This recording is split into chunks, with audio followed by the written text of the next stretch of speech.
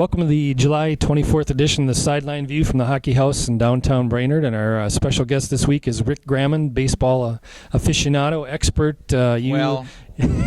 You want to know anything Let's about... cut it off right there. Yeah.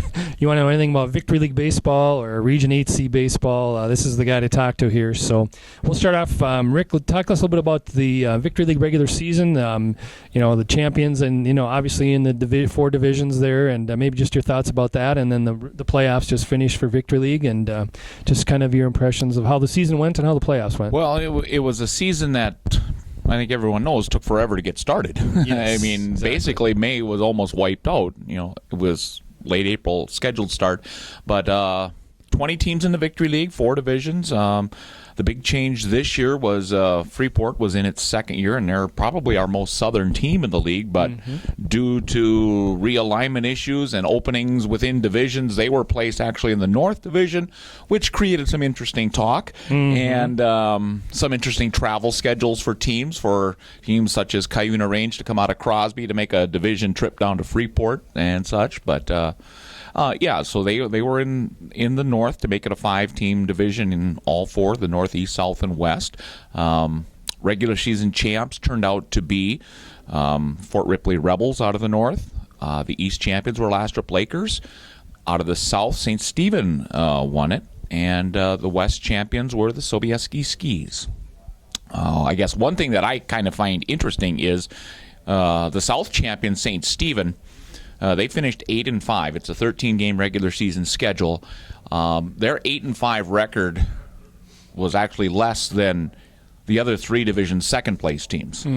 So I don't know what that says. I think it says that the South is very balanced, and they kind of beat up on each other quite a bit. But 2 teams out of each division have advanced now to this upcoming weekend's Region 8C tournament. So I think we've got a great field of 8 teams, and we should have some great games. Talk about that a little bit.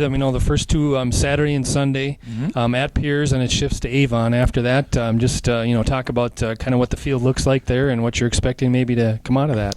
Well, the three of the 4 divisions, both the regular season and playoff champions, were the same teams. Fort Ripley won both the regular season and the playoff champ. The way that the region works is the regular season champion, you get the automatic berth into the region tournament. So whatever you do in your division playoffs really doesn't matter because you're in the tournament already. But you want to get the playoff championship to garner the number 1 seed, which means you get to play another division's number 2 seed, so that's one benefit. Plus, you are able to draft one pitcher from another team within your division that doesn't make region. So you add to your pitching staff that way, which can be a pretty key factor with some pretty talented arms out there. So Fort Ripley in the North, Lastrop in the East, Sobieski in the West were dual winners there. The South kind of went to Avon. They won the playoff title with regular season champ St. Stephen finishing second. So, and then obviously it's changed. It changed a couple years ago now, where the Victory League gets four teams advance out of their region, and it goes based on region attendance. Right. State Board last year was the first year they implemented that. They expanded the field from 32 teams to 48 teams. They changed it from a double elimination about 3 rounds in. It was single elimination the first 2 rounds, then it switched to a double elimination format. Now it's a straight single elim, lose, you're out. At any point of the tournament.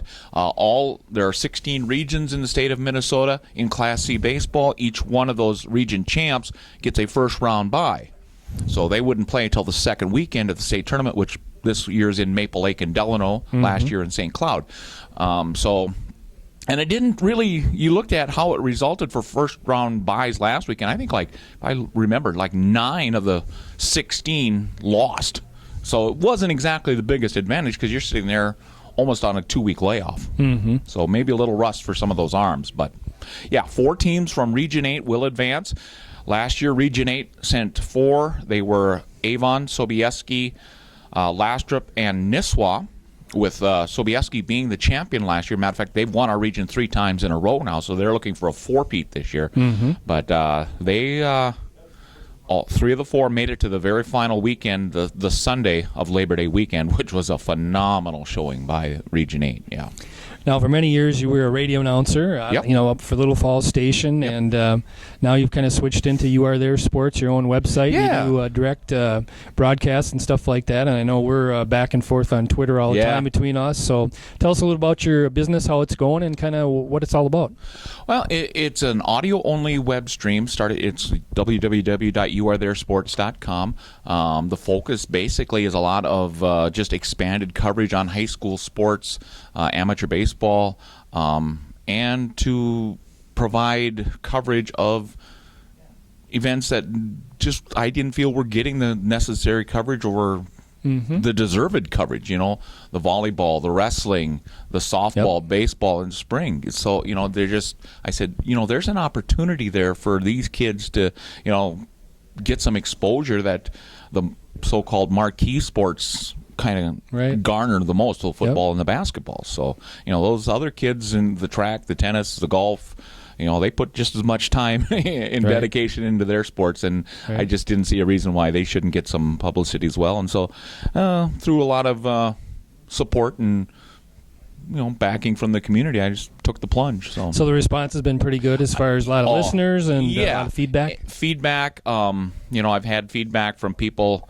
Some of my favorite stories, our Piers girls basketball team had a Saturday afternoon game in Osakis. Well, the Osakis girls coach is our former Piers athletic director, and his brother lives in Shanghai, China. So he sent him a message that, hey, we're going to be so sure enough, listening in Shanghai, China. I've had families in Jamaica on vacation listen, to our boys playing, so yeah, that's neat feedback to hear. So now that's become your full-time job now, is that correct? Yep.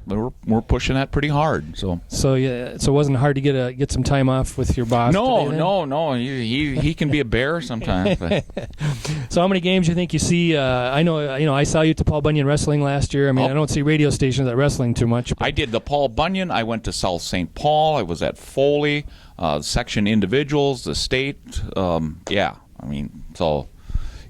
Wrestling is. That was a big motivator. That was a big. The Piers wrestling community was a big backer behind us. They were one of the pushers. So yeah.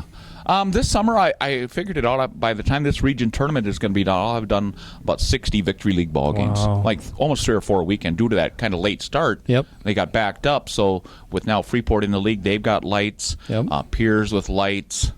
So their opportunity. Nisswa has lights. So there are opportunities to play some night games, which kind of helps my schedule, where I can go a Saturday afternoon in St. Stephen, make it up to Nisswa Saturday night, and so doing multiple games a day. So well, we want to thank Rick for driving up here and taking some time off. And this weekend, 11 o'clock, first game Saturday and Sunday, and they run all day. Region 8C at Piers Amateur baseball. So if you want to get to see some good baseball, some good burgers and food down there too, I know it's just the best. A great time to hang out. It is. Again, we want to thank Rick for driving up here from Little Falls and being our guest this week. And Jeremy will be back. I'll be on vacation now for a couple weeks, so Jeremy will be back next week. So thanks for joining us.